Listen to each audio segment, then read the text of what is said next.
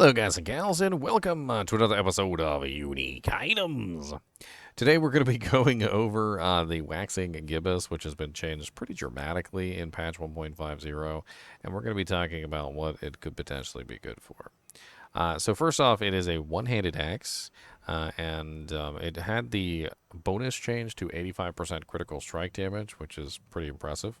It also has an additional 88 to 115% critical strike damage on it natively. And on top of that, it also has this really interesting effect of Bloodhowl grants stealth for up to 3 seconds. So 2.2 to 3 seconds of stealth whenever you use Bloodhowl. And the reason why they did this, I think, is because, well, a lot of people were having trouble, obviously, getting the stealth to activate when you were fighting bosses and things like that.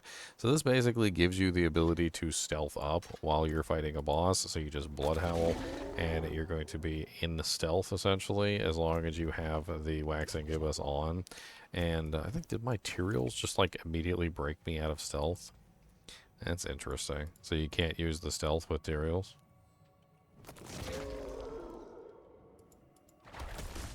I don't know.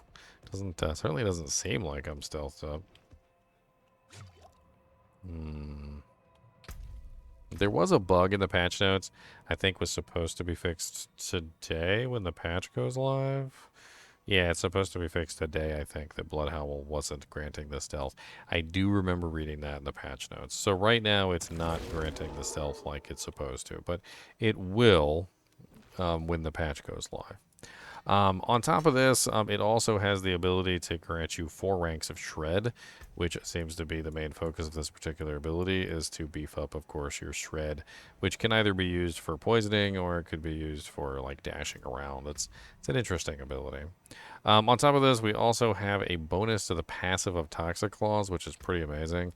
Toxic Claws is the passive for the werewolf that basically gives you a poison damage based on the base damage of the attack whenever you crit. So whenever you crit, you get a pretty decent amount of poisoning damage that's applied to the target over 4 seconds. And this is going to give you at least 2 ranks to it if you can get a nice one. And if you can get a really nice one with like a greater affix, maybe 3, which is definitely going to be really nice. And you could maybe tie that together with an amulet that gives you more ranks in Shred as well, or Toxic Claws as well. And you can really get some high ranks of Toxic Claws through the waxing gibbous. Now, the meat and potatoes of this item comes down to the stealth effect and also applies to that Bloodhowl grant stealth for 3 seconds. So killing an enemy with Shred grants stealth for 2 seconds. Breaking stealth with an attack guarantees critical strikes for up to 4 seconds, which basically means you can get permanent crits for 4 seconds. I'm not really like too enthused about this one though, because I feel like the entire werewolf is based around crits. You get free crits if you're using like Lupine Ferocity every 3rd hit, and then like on top of that you can get more critical strike chance through Predatory Instinct, and there's definitely a lot of ways that you can cap out your critical strike chance, and honestly that's the goal with the werewolf, is literally just to have as much critical strike chance as possible. So guaranteed critical strikes doesn't really seem as amazing as it might sound for a character that literally has like almost every single attack that they're doing is critical strikes. But it is really interesting that they've basically allowed you to use Bloodhowl to activate the critical strikes, because that means that you could potentially go for a 100% uptime on Bloodhowl to keep yourself in stealth constantly, and of course this allows you to dish out massive amounts of damage.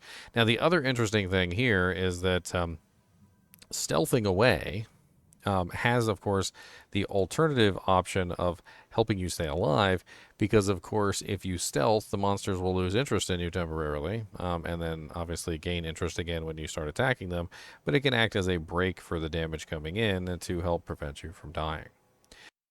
Mr. Goody Two Shoes, Mr. Goody Two Shoes. Ginger Evil Mentor here. Why bother farming when you can go to MMOEXP.com and simply purchase your items in gold? GGM would have you farm the items. What a pathetic being. Use code GEM Ginger Evil Mentor for 6% off your entire purchase. And don't tell Ginger Gaming Mentor that I was here. On top of this, it also has PvP connotations, because being able to stealth up whenever you want to in PvP can obviously help you sneak up on a target and take them by surprise. And in Diablo 4, because a lot of the buffs are active buffs, like damage reduction buffs that are active, people are actually pretty weak when they're not attacking. So if you could stealth up on a target and attack them while they're not paying attention, well, you might necessarily have a pretty good advantage over them. Can't count how many times I've actually gotten my booty cheeks clapped because my buffs weren't up. I mean, it's definitely 100% a thing. The flavor text on this says the nights preceding the full moon are sometimes far more dangerous than the event itself. The frenzy has begun to rise, yet the night is just dark enough to obscure a hunter from their prey's sight. Now, when it comes to this particular item, if you're looking to farm it, you can pick it up in very specific dungeons. So if you take a look at the Waxing Gibbous, it does drop from Grigori the Galvanic Saint and the Beast in the Ice. The Beast in the Ice being a very popular farm for this season because obviously he drops the very, very nice Fists of Fate. He also drops Pain Gorgers, and he also drops Frosties. And I think he drops one other pair of gloves too. I can't even remember. Doesn't he also drop... what is it?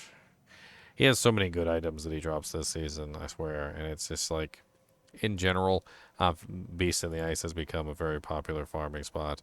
But I can imagine this weapon being an extremely powerful item in the hands of a Shred Druid, mainly because of that Toxic Claws passive. Like if you could get a Greater Affix Toxic Claws, Greater Affix Shred, the Toxic Claws obviously combined with a Greater Affix Toxic Claws amulet and 3 points in it yourself, I would imagine you'd be able to eke out probably level 9 easily in Toxic Claws, which would get you a pretty insane amount of damage. That's 12% of your base damage per skill point, which is going to obviously stack up very quickly to, what is that, 12 times 9? I don't even know.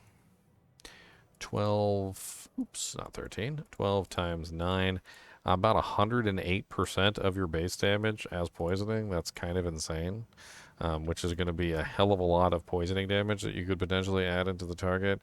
I think that that's a very solid build strategy, is going for an insanely large amount of poison damage. And of course, you're going to have permanent critical strikes, and every single critical strike is going to apply the poison. And so it's not going to be just like every other strike or like 3/4 of the strike. No, if you're utilizing this and you tap that Blood Howl button enough, you're going to get 3 seconds of stealth. And every single time you break stealth, you're going to get 4 seconds of guaranteed crits, which is 4 seconds of guaranteed poisoning. So powerful indeed. I do think that there's definitely some build possibilities with this, especially even in PvP, because damage over times are insane in PvP if you can get them high enough. As always, I do appreciate you guys and gals joining me, even when we're just talking about the one-handed axe, the Waxing Gibbous. Be sure to hit that like button and the subscribe button if you enjoy the content, and as always, keep watching.